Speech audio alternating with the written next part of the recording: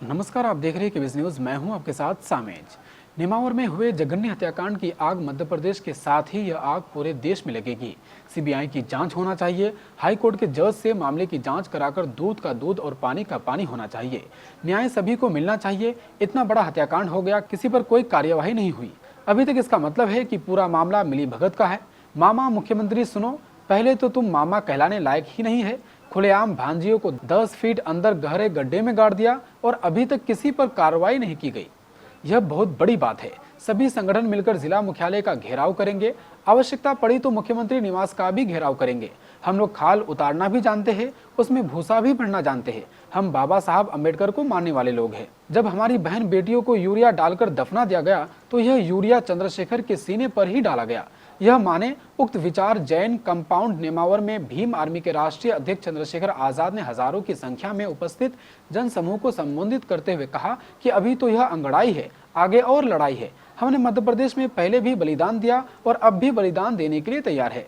यदि हमारी मांगे नहीं मानी गई और हत्यारों को फांसी की सजा एवं सीबीआई जांच नहीं हुई तो जिला मुख्यालय पर आंदोलन होंगे, कुर्सी हिला देंगे। जलाया या यूरिया से जलाया या नमक डाला, ये कॉन्स्टिट्यूशन तो सबको बराबर का अधिकार देता है, तो फिर हमारी हत्या क्यों? मैं इस मामले में पूर्ण से सख्त। मैंने ये संकल्प लिया था कि मैं माला नहीं पहनूंगा 3-4 दिन पहले, लेकिन जब मैं यहाँ तो मैंने यहाँ के लोगों को भी कह दिया कि देखो मैं माला नहीं पहनूंगा क्योंकि हम तकलीफ में जा रहे हैं। तो तुम्हारे स्वागत का तो सम्मान करते हैं, लेकिन अपने परिवार से मिलकर उनकी तकलीफ में जाना है। देखो संतोष, हमारी एक बात जानो, देखो मैं तुम्हें 2-3 लोगों के चेहरे दिखाता हूँ। ये सुनील बरसिया, ये राजेंद्र है, ये कोमल अहिरवार है और ये सुनील अस्ते है। कोई इधर हो जाएगा सामने, जिसको दिख गया वो ये राजेश वर्षी, विनोद, ये 3 देखो बस, और को छोड़ो तुम पहले। सुनील, कोमल और सुनील, ये भी सुनील, ये अस्ते है, ये सुनील बरसिया। ये मेरी आंख है यहाँ पे। और हमारे शरीर का लहू तो सींच सकता है, गर्दन तो कर सकती है, लेकिन पीछे हमारे लोगों में चाहिए और हम बिकाऊ नहीं। तो ये जो मैंने तुम्हें रास्ते में बताया, ये हमारा घर, वो हमारी बहन, ये पूरा परिवार हमारा। इनके साथ जो हुआ है वो भयावह है। अगर हम इसको नहीं लड़ेंगे तो ये कल किसी और परिवार के साथ होगा। और ताकतवर लोग ये सोचेंगे कि क्या हुआ था पिछले केस में, तो इनको बताना पड़ेगा कि हम जिंदा कौम हैं। हमारी राजनीति यही है, हमारी सामाजिक नीति भी यही है। अगर हम इस परिवार को न्याय नहीं दिला पाए तो डूब के मर जाना चाहिए। ठीक है, सारे काम बंद, इसी पे जो है सारे आंदोलन, सब चीज़ें। और अगर जरूरत पड़े तो मुख्यमंत्री, हमारे यहाँ एक नारा है पंजाब का, मैं तुम्हें सुना रहा था कि नहीं डरेंगे गुड़की से, खींच लेंगे कुर्सी से, समझो। तो किसी गीदड़ भब की गुड़की से नहीं डरना है। मुख्यमंत्री को चैन से सोने नहीं देंगे जब तक सीबीआई जांच की घोषणा नहीं होती, और वो भी सुप्रीम कोर्ट के जजों के निर्देशन में, क्योंकि सरकार की ये एजेंसी जो है इन पर भरोसा नहीं है। हम तो देख चुके हैं, एक झेल रहे हैं अभी तक। सबने कह दिया, मीडिया ने तो चला दिया, उस बच्ची को ही अपमानित करने लगे, कहीं वो चरित्रहीन है और पता नहीं क्या क्या हो। तो सीबीआई फिर, और इतना प्रेशर समाज का, तब जाके वो निकल के आई बात। अब वो जेल में, ठीक है ना। इसलिए मैं चाहता हूँ, देखो तुम्हें लड़ना पड़ेगा। और बाकी देखो, किसी चीज़ से पीछे नहीं हटेंगे। पैसा, कोई भी चीज़, बड़े से बड़ा वकील सुप्रीम कोर्ट का, हाई कोर्ट का, एक पैसे के तुम्हारा खर्च नहीं होगा, बस तुम खड़े रहते। और मैं तुम लोगों से भी कहता हूँ, देखो यार, अब तो संविधान ने इतनी ताकत दे दी कि हम अपने अधिकारों के लिए लड़ सकते हैं। अब बर्दाश्त करो। मैं आया, देखो मैं वहाँ एक सोशल यात्रा हमारी चल रही है, वो राजनीतिक व्यवस्था के लिए कि हमारे लोगों को भागीदारी हो जाए। लेकिन मेरा काम यही है, स्पेशली काम मेरा यही है कि जहाँ मेरी ज़रूरत है मैं वहाँ जाऊँ। तो मैं उसको छोड़ के यहाँ इसलिए आया कि भाई मैं अपने परिवार के पास जाके हालात को जानूँ, क्योंकि ये छोटा मामला नहीं है। मैंने कहा कि अगर किसी अमीर आदमी की भैंस भी चोरी हो जाती है तो सरकार 2 दिन में ढूंढ के देती, लेकिन हमारे परिवार के 5 लोग चले गए और सरकार और प्रशासन चुप। अभी मेरे से कोई वहाँ पूछ रहा था कि ना तो साहब वहाँ गृह मंत्री गए, ना मुख्यमंत्री गए। हमने कहा कि देखो, कीड़ों मकोड़ों से मिलने कोई नहीं जाता। हम दलित आदिवासी जो लोग हैं, सब कीड़े मकोड़े हैं, तो हमारे पास कोई नहीं आता। हमारे पास आने के लिए किसी को समय नहीं है। अगर कोई अमीर आदमी का कुत्ता भी होता तो सब लोग चले जाते। इसलिए मुझे लगता है कि इस मामले में कहीं ना कहीं कुछ छल हो रहा है। और जब तक इसकी सीबीआई जांच नहीं होगी इसमें कुछ भी नहीं निकलेगा। पुलिस अंकल से बात कर ली है, आप थोड़ी देर से बोलो। ऐसे बोल के फोन कट हो गया, उसके बाद पापा बोले कोई बात नहीं। फिर उसके बाद में इतना सुन के और फिर मैंने फिर 16 तारीख के दिन फोन लगा, फिर बंद आया। रूपाली का फ़ोन बंद आ रहा था, पवन का फ़ोन बंद आ रहा था, मम्मी का, तीनों फ़ोन बंद आ रहे थे। मैंने भैया को फ़ोन लगाया, मैंने बोला भैया फ़ोन नहीं लग रहा है आपकी बात से। भैया बोले नहीं मेरी भी बात नहीं हो रही 2-3 दिन से। मैंने बोला देखो भैया 3-4 दिन हो गए हैं और घर में किसी का फ़ोन नहीं लग रहा है, ये लोग जरूर किसी मुसीबत में हैं, आप घर पे किसी को भेजो और पता लगाओ कि ये लोग घर पे हैं भी कि नहीं।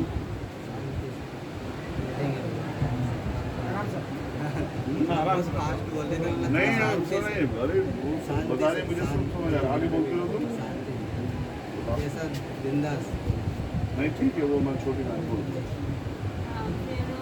मेरे पास फ़ोन लगाया, उसने बोला मुझे कि भैया तुम्हारे दोस्त कोई है तो आप घर पे फ़ोन भेज के पता लगवा लो कि ये लोग किस वजह से फ़ोन बना रहे हैं। और मेरा एक ही बात, एक आदिवासी दलित परिवार पर यह अन्याय हुआ है।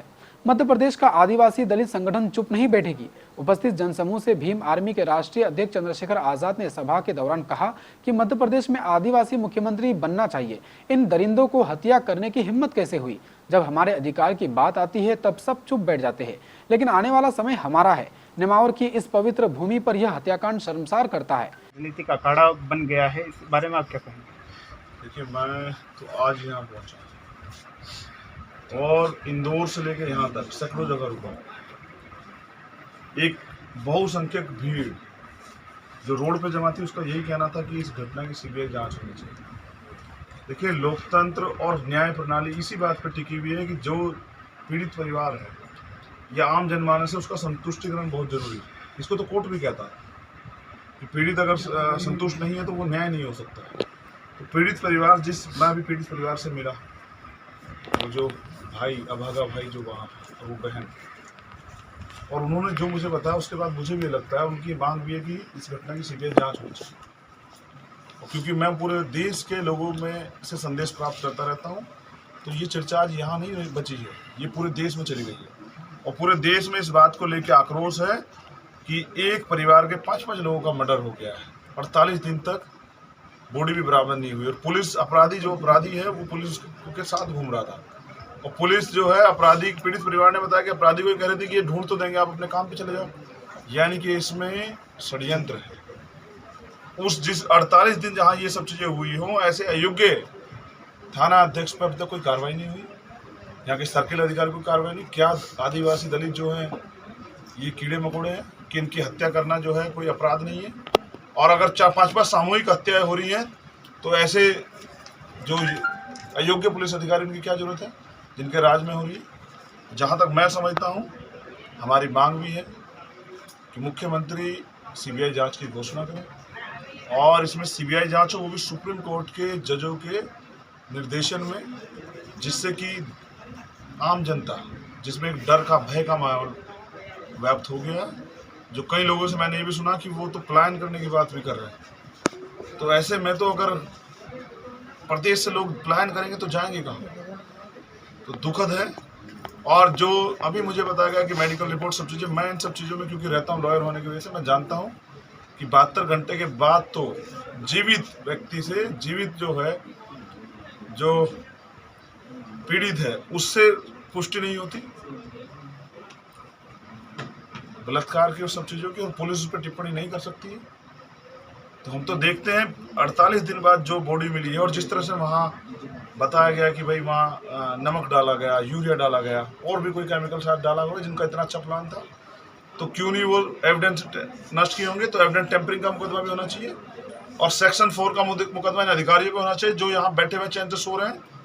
वो परिवार डर के साए में है, तो उस परिवार की सुरक्षा के लिए और सुरक्षा के साथ इस मामले को फास्ट ट्रैक कोर्ट में चलाया जाए, अपराधियों को सख्त से सख्त सजा हो, सीबीआई जांच हो और जो अधिकारी कर्मचारी इसमें इन्वॉल्व हैं, जिन्होंने न्याय को प्रभावित करने का काम किया, जो नेता इसमें इन्वॉल्व हैं, उन पे भी जो है शिकंजा कसा जाए, जिससे कि मध्य प्रदेश की जनता जो है वो ये समझे कि सरकार में न्याय भी होता है। और अगर ये नहीं होता तो हम ये मान लेंगे कि ये मुख्यमंत्री जो हैं ये आदिवासी और दलित विरोधी है और ये कभी नहीं चाहता कि न्याय हो आदिवासियों के साथ। ये अपराधियों का जो फोटो वायरल हुआ था क्षेत्रीय विधायक और मुख्यमंत्री के लड़के के साथ में, इसमें आप किस नज़र से देखते हैं? देखिए, अगर 48 दिन तक अपराधी जो है खुला घूम रहा है, तो अगर हमारा सिस्टम इतना कमज़ोर हो गया है कि उसको अपराधी के साथ घूमते हुए उसको पता नहीं है, जबकि पीड़ित परिवार ने मुझे बताया कि हमने उनको शक जाहिर किया था कि इस व्यक्ति द्वारा ये हो सकता है, और फिर उस व्यक्ति के हौसले तो देखिए। उस पीड़ित बच्चे ने मुझे बताया कि वो हमसे भी कह रहा था कि तुम दोनों मेरे साथ चलो, किसी बाबा के पास जाके पता करके आएंगे, वो बता देंगे कि वो लोग कहाँ हैं। यानी कि इतना बड़ा घटना को अंजाम दिया गया, प्री प्लानिंग, और फिर उसको छिपाया गया। तो इसका मतलब ये अकेले कुछ लोगों का तो काम नहीं है, 4 लोगों के खिलाफ और उन्होंने शक जाहिर किया, उन पर कार्रवाई तक नहीं हुई, उनको तो पूछताछ के लिए भी नहीं बुलाया। तो कहीं ना कहीं सत्ता का संरक्षण अपराधियों को मिल रहा है, और मैं इस बात को पूर्ण बेहतर तरीके से समझता हूँ कि अगर अपराधियों को सत्ता का संरक्षण होगा तो अन्याय बढ़ेगा। कल किसी और परिवार के साथ होगा तो हम ये आज इसलिए लड़ रहे हैं, कल किसी और परिवार के साथ ये ना हो। और ऐसी कानून व्यवस्था क्या फायदा जो न्याय नहीं दिला सकती हो? ये इतनी मोटी मोटी तनख्वाह लेने वाले अधिकारी कर्मचारी किस लिए हैं? और अगर इन पर दबाव है तो ये मामला हम कहीं और ट्रांसफर करवा लेंगे। हम तो चाहेंगे दिल्ली आए मामला और वहाँ इसकी जांच हो और वहाँ ही कोर्ट में चले, तो हम इन सबको ले चलेंगे वहाँ दिल्ली तिहाड़ में। और वो बता रहे हैं आप आरोपी जो है देवास जेल में, ऐसे हीनियस क्राइम के आरोपियों को देवास जेल में क्या, इसको सेंट्रल जेल में रखना चाहिए था इंदौर। तो जिनको सत्ता का संरक्षण है वो तो वहाँ भी मौज में होंगे, मर तो हमारे लोग गए हैं। और मैंने कहा कि वो तेजाब और वो यूरिया और वो नमक जो है उन बच्चों पे नहीं है, वो हमारे पूरे समाज के ऊपर फेंका गया है, और हम इसको इस दर्द को भूलेंगे नहीं जब तक उनको सजा नहीं आज। और अगर चल रही है तो मुख्यमंत्री क्यों नहीं न्याय दे रहे? मुख्यमंत्री किसको बचाना चाहते हैं आखिर? क्यों सीबीआई जांच की मांग नहीं कर रहे हैं जब पीड़ित परिवार चाहता है? क्यों उसके ऑर्डर नहीं कर रहे हैं? तो मैं समझता हूँ कि मीडिया, जिन मीडिया के साथियों ने धन्यवाद जी मदद की, जिनकी वजह से हम यहाँ पहुँच पाए, उनका धन्यवाद करते हैं। और जो मीडिया के लोग किसी दबाव में नहीं कर पा रहे, मैं उनसे भी कहता हूँ कि मीडिया की जिम्मेदारी है कि वो इन घटनाओं को जनता की पटल पर रखे और सरकारों से सवाल करे, जिससे कि न्याय सुनिश्चित हो सके। जहाँ ऐसी सरकार होगी जो इस क्राइम को क्राइम नहीं मान रही है, क्या मैं पूछना चाहता हूँ मुख्यमंत्री क्या इस आदिवासी परिवार को कीड़े मकोड़े समझ रहे हैं जो उनके पास मिलने आने का समय नहीं है? वो शादियों में जाते हैं, ब्याहों में जाते हैं, एक मंत्री नहीं मिलने आता। एक मंत्री आज आया तो क्योंकि चंद्रशेखर आ रहा है तो मिलने आ गया, तो मिलने आके क्या करोगे? न्याय कौन देगा? तो मैं समझता हूँ कि मध्य प्रदेश में भी और उत्तर प्रदेश में भी और कहीं कोई और राजस्थान, कोई सा प्रदेश हो, अन्याय तो सब। केबीसी न्यूज के लिए मध्य प्रदेश के नेमावर से धर्मेंद्र सिंह की रिपोर्ट।